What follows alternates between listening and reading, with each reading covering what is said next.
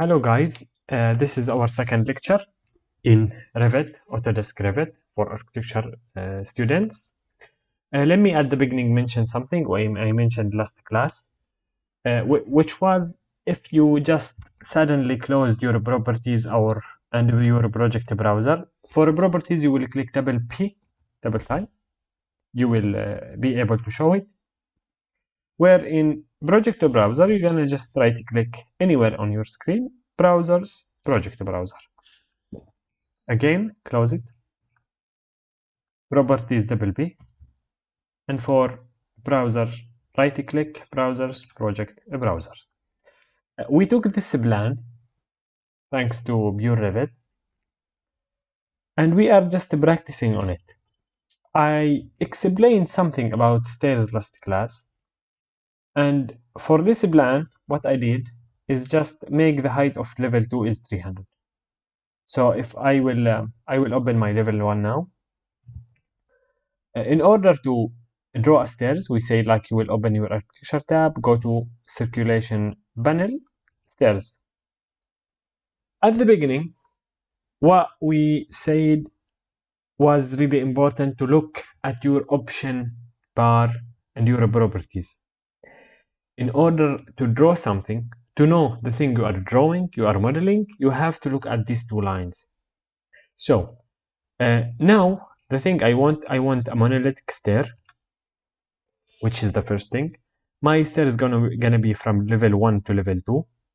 My desired number are 17. I may change it. Let me just look if I put it like normal one, which was I think this one. This one is 28. Let me repeat it. Let me show you how was it. Let me just click on stairs. It was 16 and it was assembled stairs, as you see. So for now, I will just play a trick, because in this plan we do have 16 steps. So now I will just start with my assembled stairs, or it's okay, you could change it. I will start with my assembled one.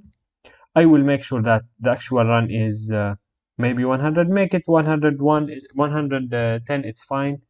Make this one, the location line, make it instead of center. When we start drawing, this dash line is going to be at the middle, which is at the center.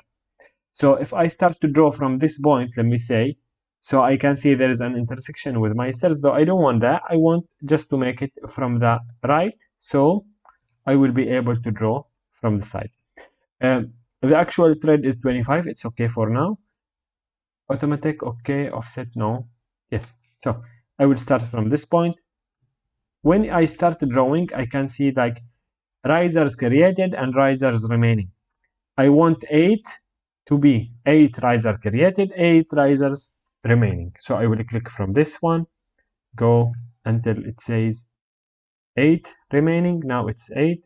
Click on this point, go until this corner, and now draw it. There is something like a bit weird. There is an intersection in here. We have to move it. So I will just hover over one of it, click on tab. Now click your mouse or your left button, MV for move. Bring this corner. As we see, this is a railing. So I will bring this corner and put it in this point. If I open my 3D, you can open it from this point. You could see that, let me just say yes. You could see that there is SD for shaded from here. Instead of hidden line, you will click shaded. There is a railing and there is something in here which is supporting elements. It's because this type is assembled stairs. So I will click on my stairs and change it into monolithic one. There is a little error will happen. It's okay, just keep it. So I will remove even this railing. We don't need it because there is a wall in here.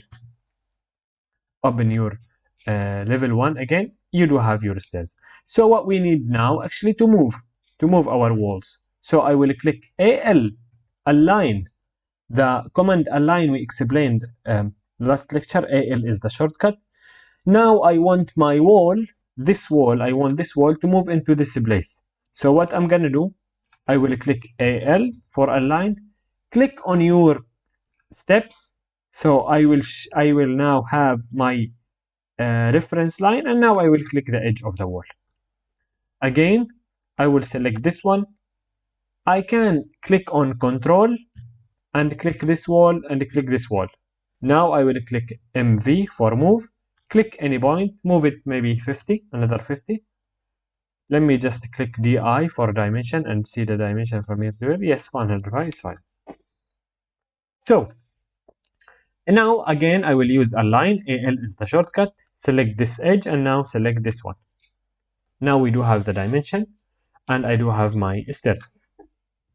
We talked about even, instead of align, let me see, we talked about move. So if I just have an element, I do have a wall in here.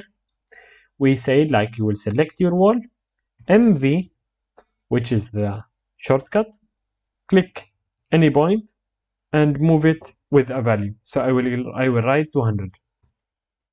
I moved it with a value.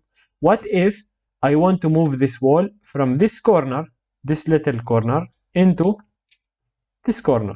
So I will just MV, move, select the corner, and now select the other corner.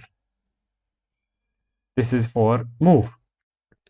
What else? We talked about copy.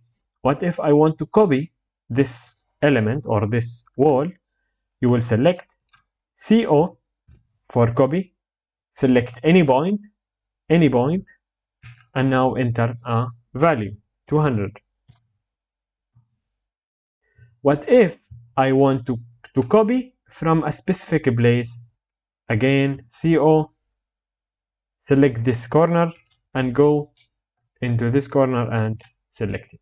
So you do have now your copy. What about the offset? OF is the shortcut we said, but first I have to select it, OF. Now I will enter a value, 200 now, and now just come closer to the element and just hover over it. As you see, when I just came closer to this element, another dash line appeared on the right side. If I now click, it will be a copy, an offset of it. What if I want it to be 100? And now I will select either right or left. You can see my dash line. So one on the right, one on the left. And we mentioned that we do have numerical one and the graphical one. Just focus on the numerical one for now. So we even mentioned about inserting element. And I said you will open your insert tab, load family from Autodesk, and open your, in this case, we need maybe some furnishing. So go to your FF, which is furniture, like in here. Bring maybe this one, and this one, and this one for now, and this one. Say load.